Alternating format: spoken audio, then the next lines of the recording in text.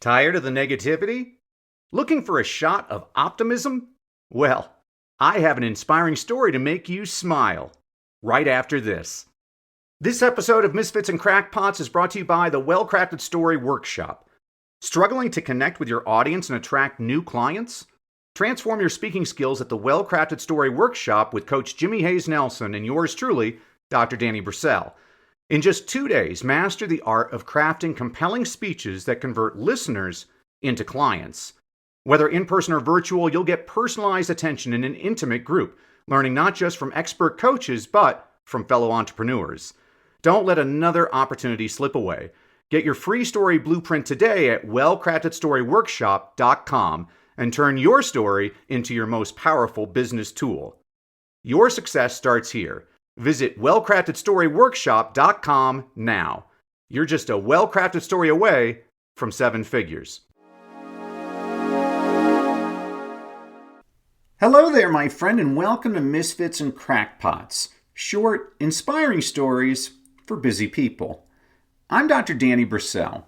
This is a podcast for those interested in extraordinary stories about ordinary people and companies.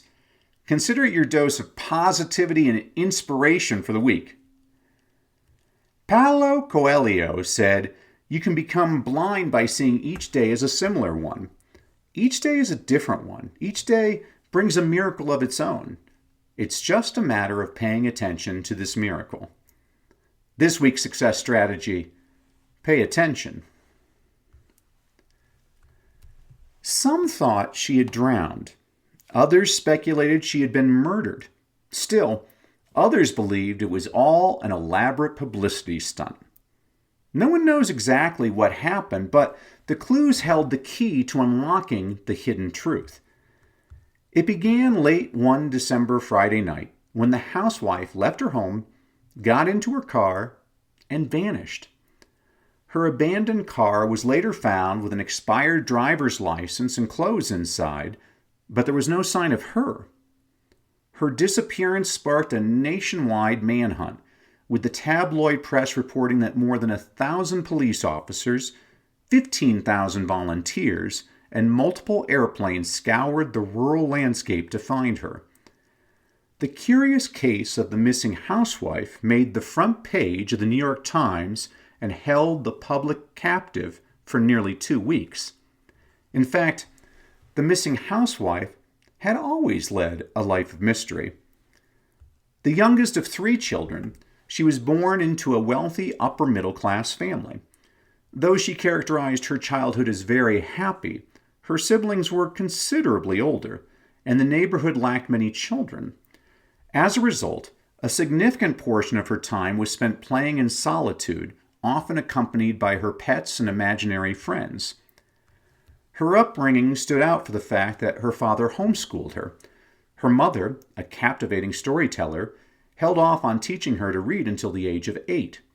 However, her spirited and determined daughter taught herself how to read by the tender age of 5. At the age of 11, her world shifted with the loss of her father. This, along with financial challenges, led to a change of homes and a new chapter in her life. By the age of 12, she found herself enrolled in boarding schools with the intention of pursuing studies in music and song. While these paths ultimately did not lead to a musical future, they undoubtedly shaped her creative spirit. As she grew older, her life blossomed into a whirlwind of social engagements. Embracing the vibrant social scene, she blossomed from a shy young woman into a confident individual.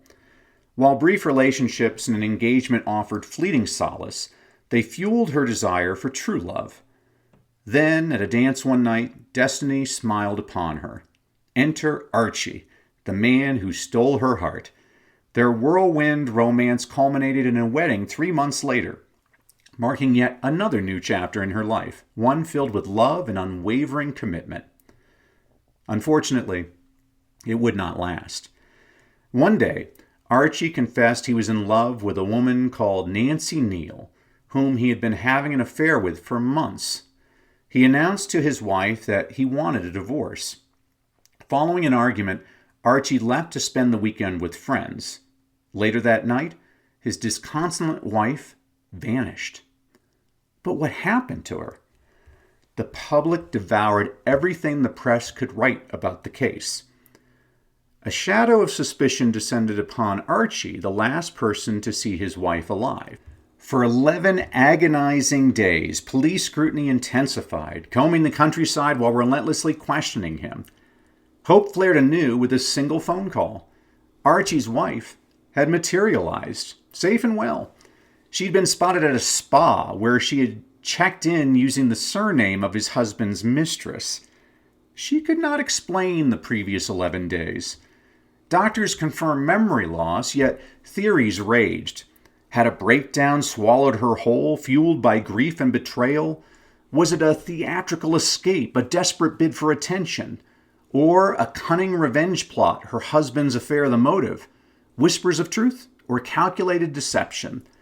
Public scorn and intrigue swirled, questioning the authenticity of the housewife's plight. Lost in the maze of her own mind, she alone held the only key to the truth. In the end, all that is known is that Archie and her divorced a little over a year later. Relishing her role as a housewife, she would remarry, this time to an archaeologist, Max Mallowan. "An archaeologist is the best husband a woman can have," she jokingly once said. The older she gets, the more interested he is in her. While she tended to keep a low profile, always writing housewife on any official forms that required what she did for a living, she did so much more than her duties as a housewife. During the course of her life, she wrote 6 novels under the pseudonym Mary Westmacott. She also wrote the world's longest-running play. And while it remains a mystery why she disappeared for those 11 days in 1926, the housewife's identity is no mystery. In fact, the mysteries she loved to write have remained popular with generations, which is why she will probably always be best known for being the best-selling fiction author of all time, penning 66 novels and 14 short story collections under her first married name, Agatha Christie. See, friend, inspiration is all around us. You just have to look for it. Thanks for listening. Join us next week for another inspiring story about misfits and crackpots. Misfits and Crackpots is a production of Success Media, produced by Terrence Wishner. Sound effects by Alessandro Lucati, courtesy of Pixabay. Thank you for tuning in. If you love today's story, there's so much more to explore in the book Misfits and Crackpots by yours truly, Dr. Danny Brissell. Grab your copy now on Amazon and dive deeper into the extraordinary lives of those who dared to change the world. Don't forget to subscribe, leave a review, and share the podcast with fellow misfits who love inspiring stories. See you next time.